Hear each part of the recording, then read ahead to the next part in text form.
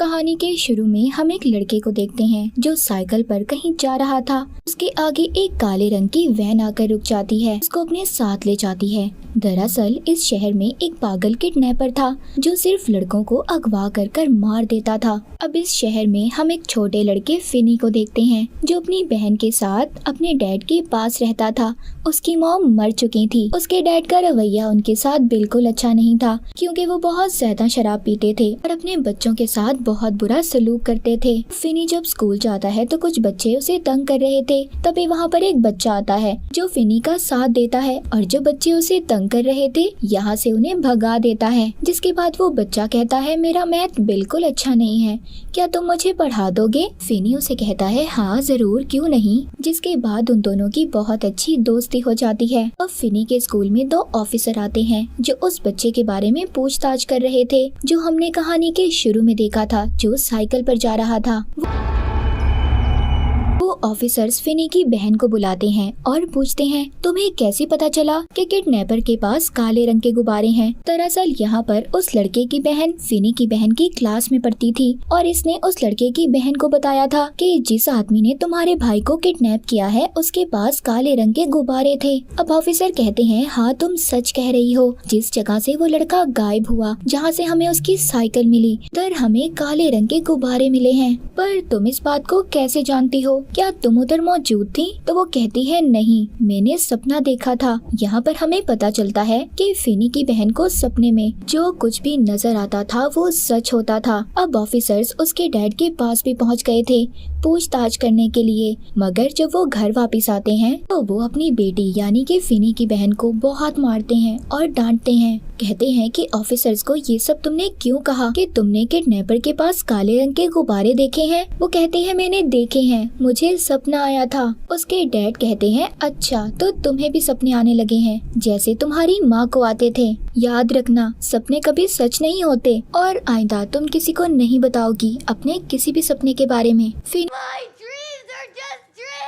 और उसकी बहन अपने डैड के ऐसे रवैये से बहुत ज्यादा परेशान थे क्योंकि वो हर वक्त अपने बच्चों के साथ बुरा सलूक करते थे। जिसके बाद हम फिनी के नए दोस्त को देखते हैं जिसने स्कूल में उसे बच्चों से बचाया था। उसके सामने भी वही काले रंग की वैन थी जिसके अंदर से किडनैपर आकर उस लड़के को भी उठाकर ले जाता है। उसको भी इस किडनैपर ने अगवा कर लिया था। स्कूल में अब फिनी को बचाने वाला कोई नहीं था, इसीलिए अब दोबारा से बच्चे उसको तंग करना शुरू कर देते हैं। तभी बच्चे जब उसको परेशान कर रहे थे, मार रहे थे, उधर फिनी की बहन आ जाती है, उसको उन बच्चों से बचाती है। अब इन सब के बाद फिनी की बहन उससे कहती है तुम घर जाओ, मैं अपनी दोस्त के घर जा रही हूँ और आज रात वहीं पर रुकूंगी। फिनी अब जब अकेला घर जा रहा था तभी ये देखता है उसके सामने काले रंग की वही वैन थी जिसमें किडनैपर आकर बच्चों को अगवा करता था। अब वो आदमी अपनी वैन के नीचे से कुछ सामान उठा रहा था और फिनी से मदद मांगता है। अब जब वो उसकी मदद करने लगता है तभी वो बहुत सारे काले रंग के गुब्बारे वैन से बाहर निकालता है और फिनी को वैन में डाल कर ले जाता है। ये बेहोश हो गया था। जब इसको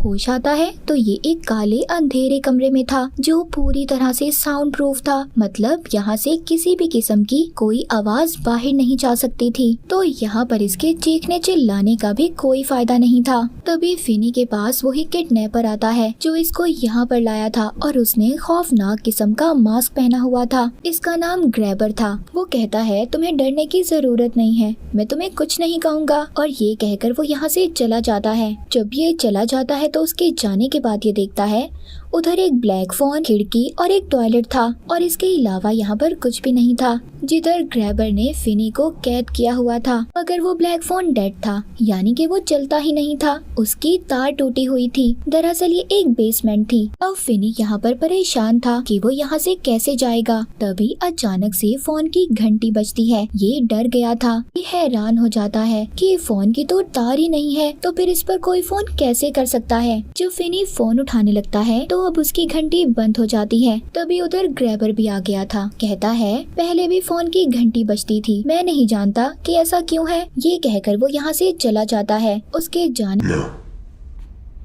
के बाद दोबारा से फोन बजता है। इस बार उस फोन पर फिनी से कोई बात कर रहा था। ये वो ही लड़का था जिसको हमने कहानी के शुरू में देखा था, जो साइकिल पर जा रहा था, मगर ये उसकी आत्मा थी जो उससे बात कर रही थी। वो उससे कहता है, उधर एक जमीन पर टाइल है, तुम उसको निकाल कर वो जगह खोदो, तुम आराम से उस जगह से एक सुरंग बनाकर जा सकते हो। अब फिनी उसकी बात मान लेता है, उधर से खोदना शुरू करता है। वो बहुत सारी मिट्टी निकालता है और उसको कमोड में डालकर पानी डाल देता है ताकि इस बारे में ग्रैबर को कुछ पता न चले। उसी रात फिनी की बहन को भी सपना आता है जिसमें वो ग्रैबर और अपने भाई को देखती है। दूसरी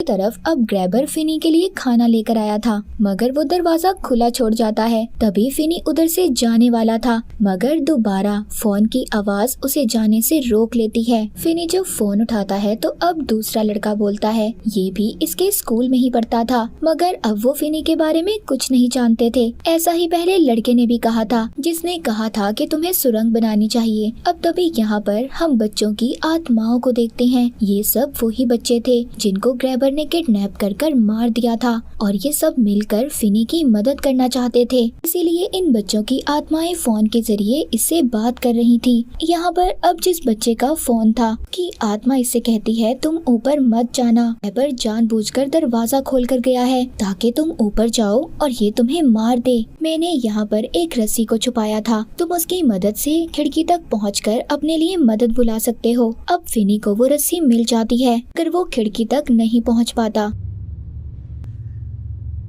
उधर दूसरी तरफ फिनी की बहन अपने डैड को अपने सपने के बारे में बताती है। कहती है, मैंने उस किडनैपर को देखा है, उसने खौफनाक सा मास्क पहना हुआ था। मैं उस जगह को भी जानती हूँ जिधर उसने फिनी को रखा है। अब उसके डैड को भी अपने बेटे की फिक्र थी, इसीलिए वो भी अपनी बेटी के साथ फिनी को ढूंढने के लिए मान जाते हैं। वहीं पर हम दो ऑफिसर्स को देखते हैं जो बच्चों के अगवा के केस में पूछताछ कर रहे थे। वो एक आदमी के घर आते हैं। ये आदमी अपने भाई के साथ रहता था। ये इस आदमी के पास इसलिए आए थे क्योंकि इस पर इन्हें शक था, मगर वो आदमी कहता है, मुझे शक है वो किडनैपर यहीं पर रहता होगा जो बच्चों को अगवा कर गायब कर देता है, जिनके बारे में किसी को कुछ पता नहीं चलता। ऑफिसर्स खैर इसकी बातें सुनकर यहाँ से चले जाते हैं, मगर हैरान करने वाली बात ये थी, इसी घर की बेसमेंट में फिनी को कैद किया गया था, मगर ये आदमी इस बारे में कुछ नहीं जानता था। इस आदमी का जो भाई था वो दरअसल वही किडनैपर था जो बच्चों को अगवा करता था, जिसका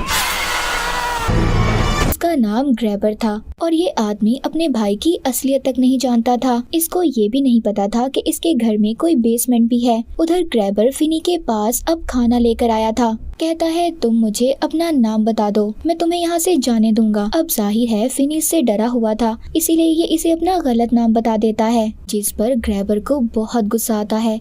वो खाना फेंक देता है और इसके सामने एक अखबार फेंकता है जिसमें इसके अगवा होने की खबर थी और फिनी का नाम भी लिखा हुआ था। अब इसको बहुत ज्यादा गुस्सा आ जाता है, तो गुस्से में ये यहाँ से चला जाता है। तभी फिनी को एक बच्चे की आत्मा नजर आती है और फोन भी दोबारा से बजता है। जब ये फोन उठाता है तो उस बच्चे की आत्मा इससे फोन के जरिए बात करती है। कहती है, ग्रैबर ने तुम्हें अभी तक इसलिए नहीं मारा क्योंकि तुमने उसके साथ कोई गेम नहीं खेली। तब यहाँ से भागने का तुम्हारे पास सही वक्त है। इस वक्त वो सो रहा होगा।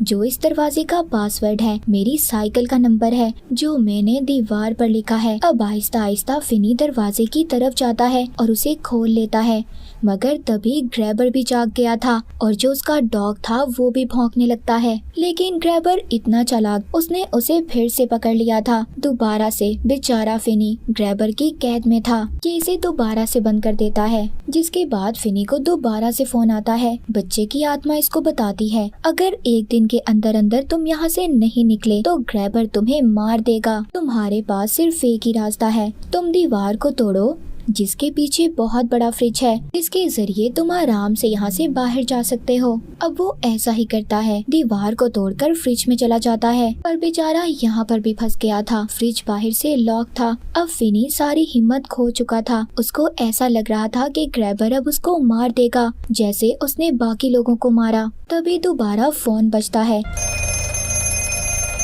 अब इस बार फोन पर उस बच्चे की आत्मा उससे बात कर रही थी जो स्कूल में फिनी को दूसरे बच्चों से बचाया करता था। वो कहता है, जो इसका फोन का रिसीवर है, तुम इसके अंदर मिट्टी भर दो और फिर तुम इसको एक हथियार के तौर पर इस्तेमाल कर सकते हो। उधर फिनी की बहन साइकिल पर बारिश में ग्रैबर के घर को ढूंढ रही थी क्योंकि उसने अपने सपने में उसका घर देख लिया था। तभी उन्हीं 5-6 बच्चों की रूहें आत्माएं सामने आ जाती हैं जिन्हें ग्रैबर ने मार दिया था। ये उन्हें देखकर डर जाती है और साइकिल से नीचे गिर गई थी। तभी वो अपने सामने वही घर देखती है जो इसने सपने में देखा था। अब ये घर जाकर ऑफिसर्स को कॉल करती है और उन्हें उस घर के बारे में बताती है जो इस केस की छानबीन कर रहे थे। जिसके बाद हम उसी आदमी को देखते हैं जो ग्रैबर का भाई था। अब उसको अपने भाई पर शक हो गया था। वो जब नीचे उतरता है तो नीचे उसको एक बेसमेंट मिलती है। उधर ये फिनी को देखकर बहुत ज्यादा हैरान हो गया था, मगर इससे पहले कि उसे बचाता, ग्रैबर आकर उसे मार देता है। अब ग्रैबर फिनी को भी मारना चाहता था। वो दरवाजे पर अपना डॉग बांध देता है और फिर फिनी को मारने की कोशिश करता है। फिनी बेचारा अपनी जान बचाकर इधर उधर भाग रहा था। अब जब ये फिनी के करीब आता है तभी ये एक गड्ढे में गिर जाता है जो फिनी ने बनाया था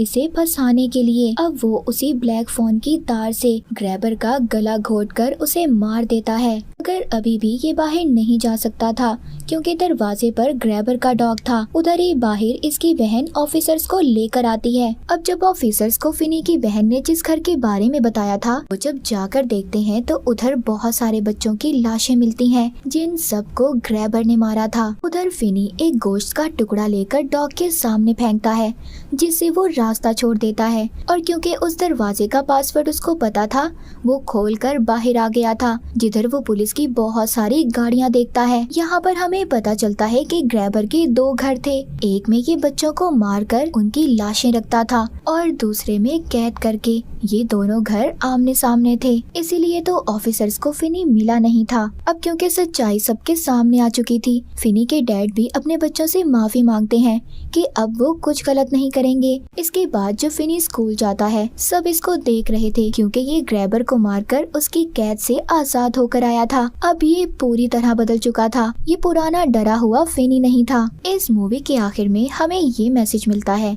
कि हमें देखकर और सोच समझकर किसी की भी मदद करनी चाहिए, वरना ये हमारी बहुत बड़ी गलती भी साबित हो सकती है, जैसे बेचारे फिनी और दूसरे बच्चों ने की। और इसी के साथ ये मूवी यहीं पर खत्म हो जाती है।